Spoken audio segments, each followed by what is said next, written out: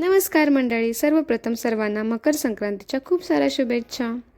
आजचाच दिवस असतो ज्या दिवशी काळी साडी घातली तरी कोणी काय बोलत नाही, नाहीतर इतर कोणत्याही सणाला काळं काय घालू देत नाहीत।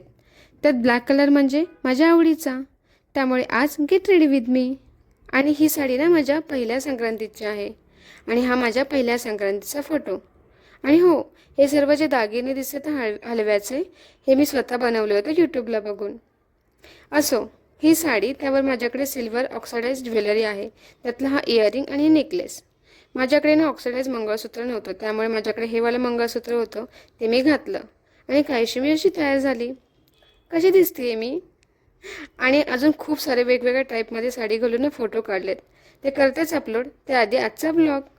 त्यानंतर मी पहिल्यांदाच मधुराज रेसिपी बघून ना तिळगुळचे लाडू बनवले। पद्धत सोपी आहे, पण टाईम फार जातो। त्यानंतर सुगड पूजेची तयारी, सर्वांना छान हळद कुंकू, त्यानंतर जेवढं पण पूजेला लागतं त्यातला एक एक किंवा पाच पाच असे पदार्थ त्या सर्वांमध्ये ठेवले आणि त्यानंतर सर्वांची मस्त अशी पूजा झाली। आणि आमच्याकडे अशी पद्धत आहे सुगड ओवाळायची।